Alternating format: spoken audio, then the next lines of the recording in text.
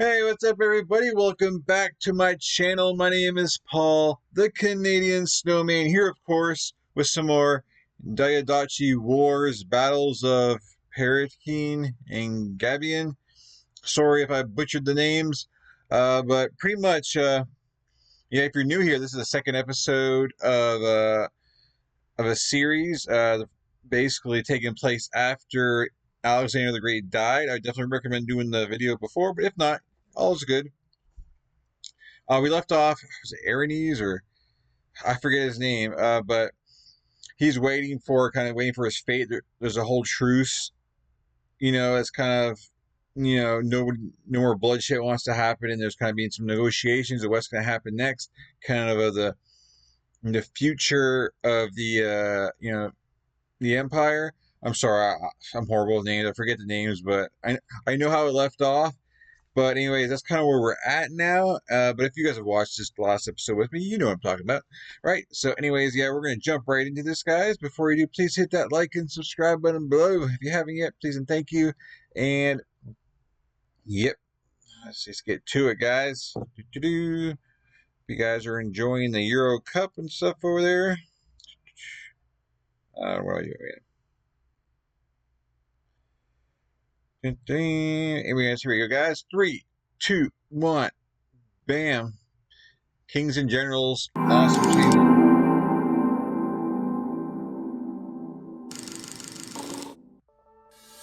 This video is sponsored by Lumerit. Lumerit, a better way to do college. The First War of the Diadochi is over, and Alexander's empire is partitioned at Paraitakene for the second time. Yeah, definitely. Once again, definitely check out the first episode. There was like 5 battles, and they were all pretty amazing. They're all really different, and yeah, that was definitely a great episode. So we had 2 battles here, so just, it's gonna be another good one here, I have a feeling. What? Empire is partitioned at Paraitakene for the second time. Yet many generals and statesmen still vie for more lands and are ready for more bloodshed to fulfill their ambitions.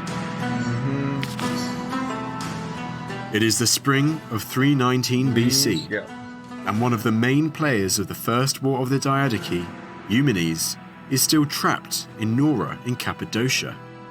The new regent, Antipater, and the royal family had just returned from Asia to Macedonia, which became the center of the empire yet again. Yet Antipater was now 80 years old, and by the end of the spring of 319 BC, the regent breathed his last. That's gotta be like really ancient and like times back then. Like, I wonder what the average age I bet like when you were 40 back then, you're like considered like an old man. I'm not sure, but I know people didn't live as long, back in those days. Kind of curious to wonder how long they lived. The spring of 319 BC, the regent breathed his last. The consequences would be far-reaching. Meanwhile, Antigonus was in Pisidia. He had recently gained a stunning victory against the remaining rebels, among them Perdiccas's brother, Alcetas. He had then headed north, towards Phrygia, where the news of Antipater's death reached him. It was now his decision to decide the fate of Eumenes. With Antipater's death, Antigonus now saw a great opportunity to take control of the empire for himself. Recognizing Eumenes' proven potential to command, he made a generous offer. He would reinstate Eumenes as governor of Cappadocia, with promises of more land. Even more generously, Antigonus asked Eumenes to become his second in command. Okay. Good offer. Eumenes accepted the offer, and the siege was lifted. For the time being, he returned to governing Cappadocia, raising an army to aid Antigonus. But Antigonus was not the only powerful Macedonian who was looking for allies at that time. Back in Macedonia, Antipater's successor, Paraitakene, was also eyeing the support of Eumenes. At that time, Polyperchon's position was in jeopardy, as Antipater's son, Cassander, was gathering an army to confront him. Cassander sailed over to Asia Minor to petition Antigonus, and the latter agreed to Cassander's offer of an alliance. Okay. Polyperchon couldn't take on the 70,000-strong army of Antigonus by himself, so he sent a messenger to Eumenes, and his offer was irresistible. Eumenes was offered the title of King's General in Asia, the most prestigious military position of the time. Polyperchon also offered him access to the vast royal treasury at Coimbra, and even more auspiciously, command of the Silver Shields, Alexander's veteran Macedonian infantry guarding the treasury. Wow. Eumenes quickly reached a decision. He abruptly broke his agreement with Antigonus and headed to Coimbra. There, as promised, he gained access to the royal treasury and the formidable Silver Shields. The war between Eumenes and Antigonus became inevitable. All right. Antigonus was furious. Thanks to Polyperchon's offer, he now had a new great threat in the east. Abruptly, his plans to invade Macedonia were put on hold, and he headed east in pursuit of Eumenes. Yet by the time he reached Syria, Eumenes had already departed and was moving further to the east, keen to enlist the aid of the eastern governors. Near Susa, Eumenes met with many of these satraps, already united with their armies. Most notable among these men was a friend of Eumenes, the governor of Persia, Peucestus. There was also Eudemus, who had come from India with a large force of elephants. After some initial bickering, agreement was reached.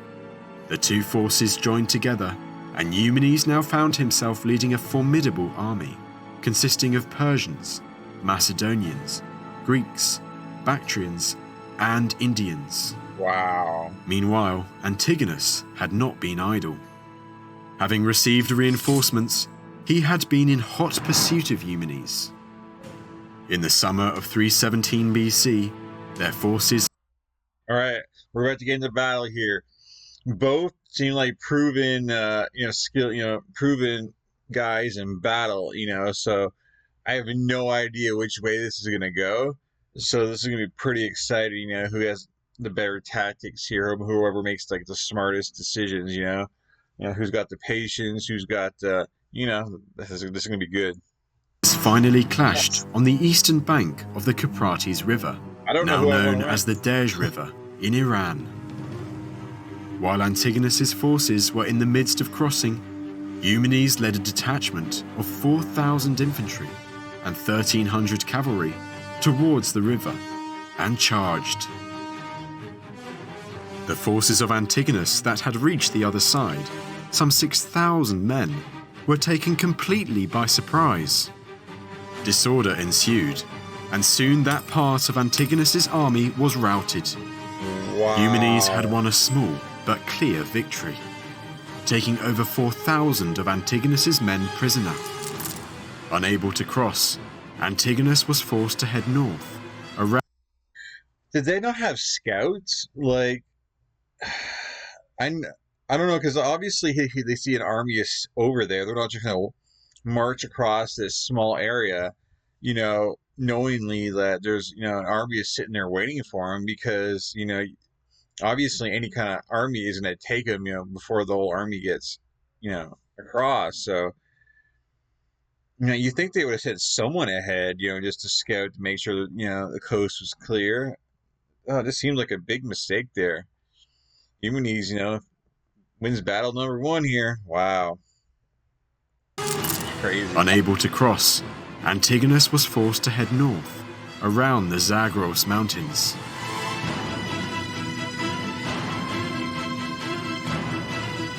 Fresh from this victory, and with Antigonus off his back, Eumenes had now planned to turn around, heading back with his large army towards the Mediterranean. Yet his eastern allies, among them Peucestus, refused to comply.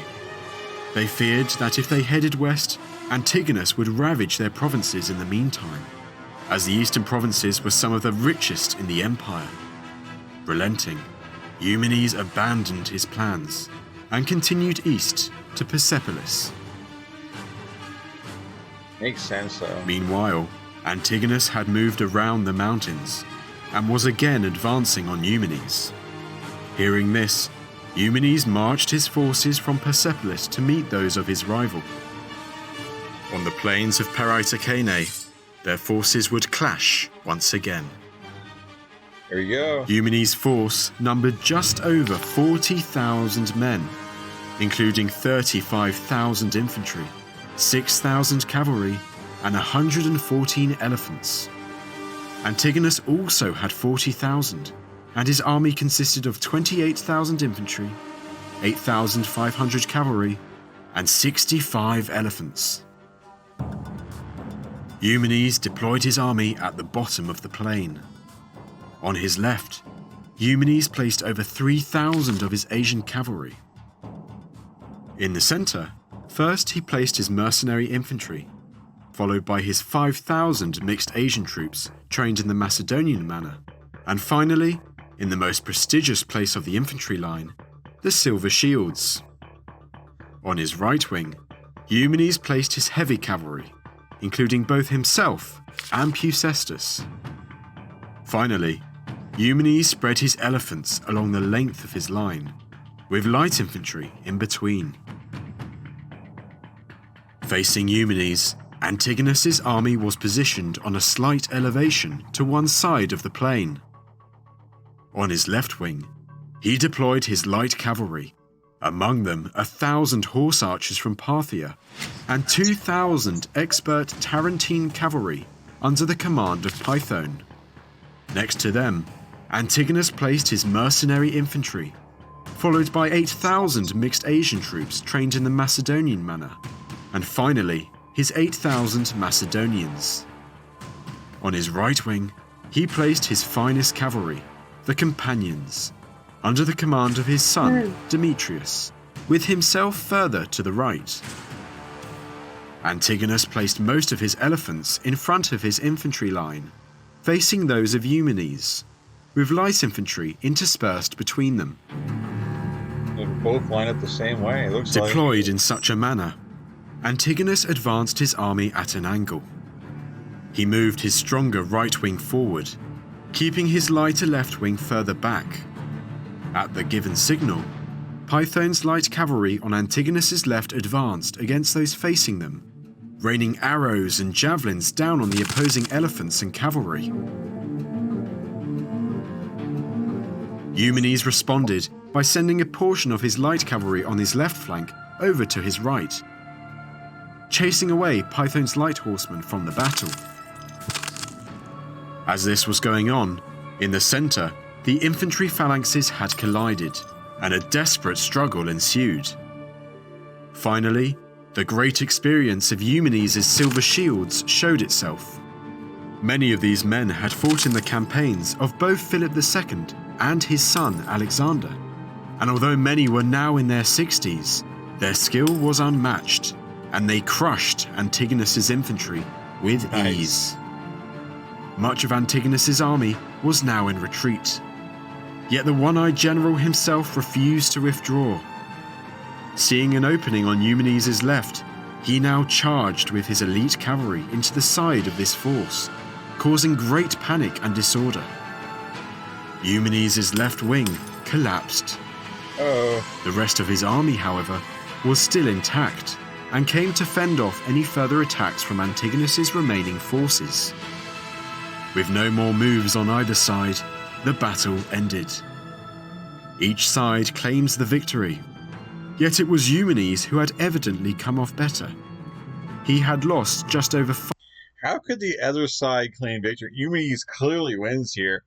His army is still in the battlefield, while, the other guy, forget his name again, his whole army has retreated. So how can you claim victory if your army is done retreated?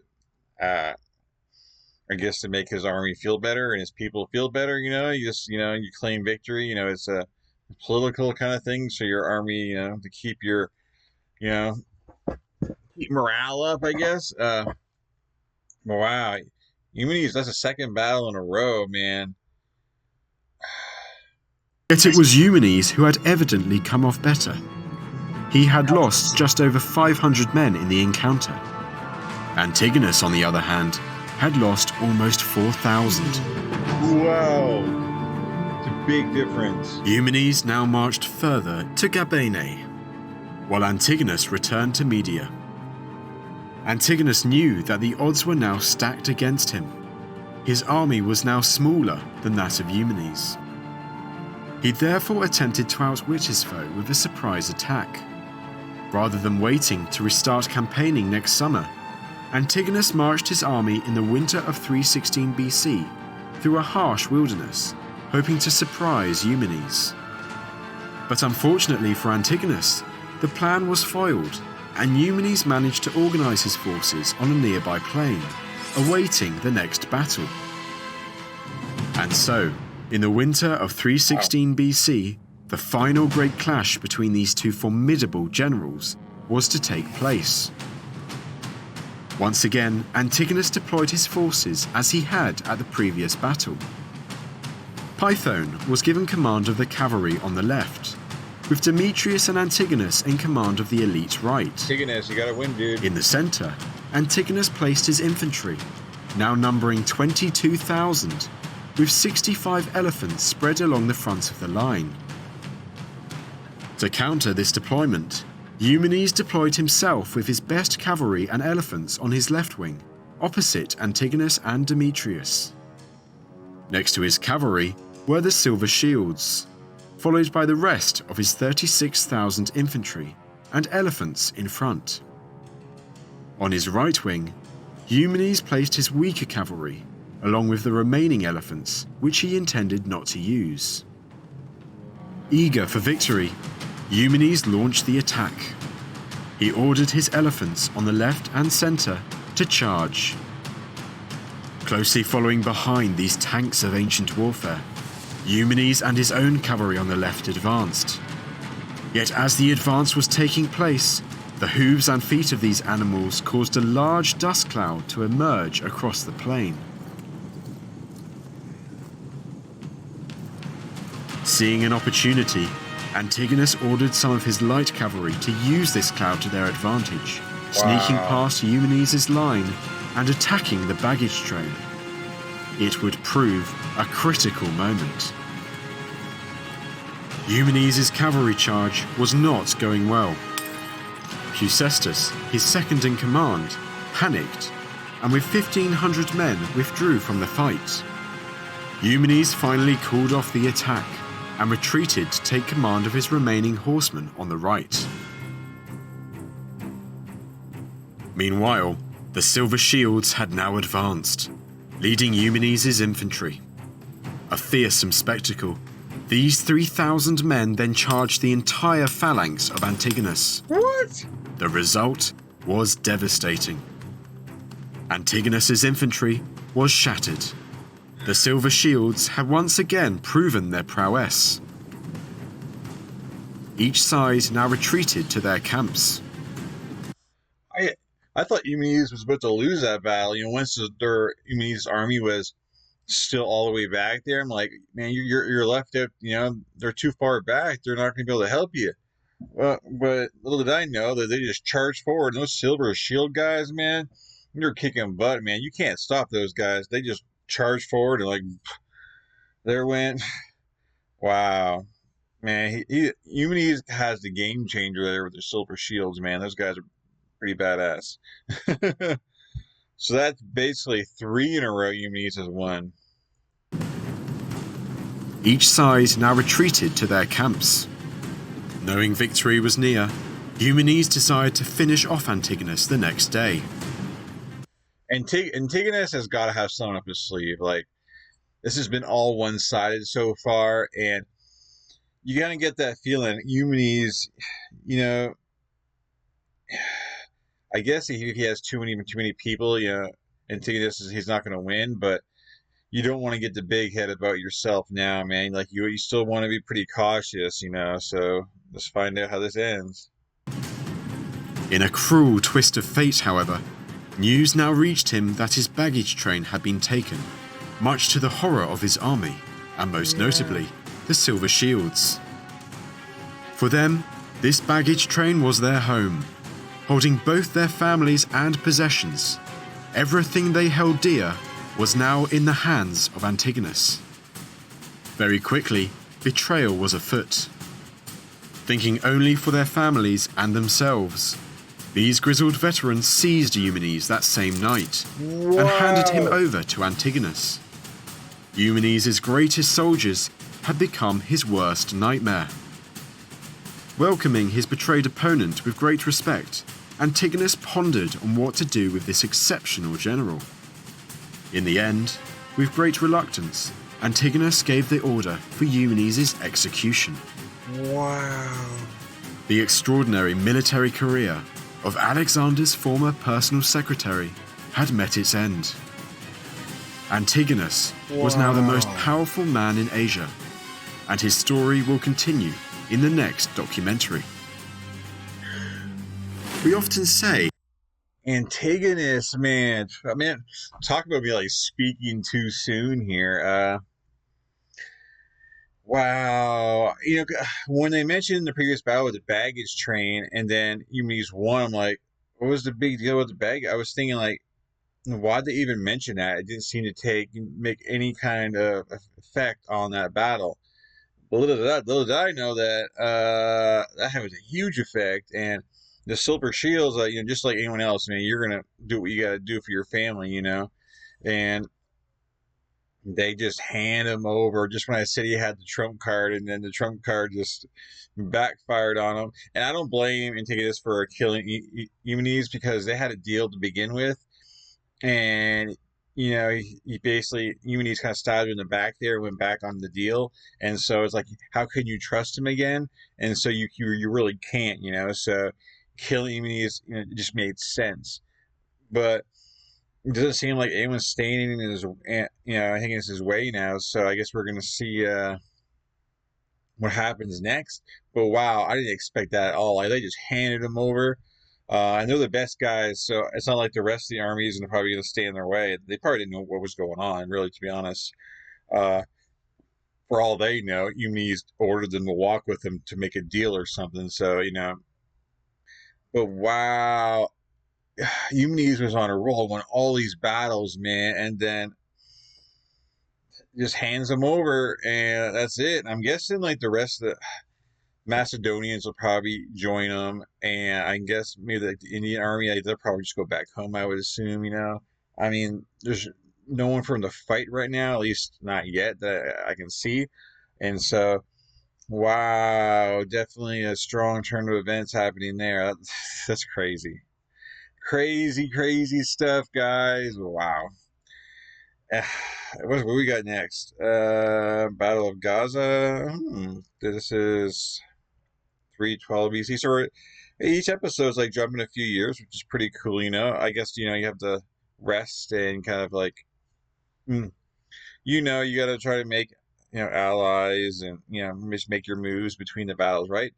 But yeah, anyways, guys, I hope you liked this video. I thought it was pretty cool, pretty fun, pretty unpredictable, at least for me, you know.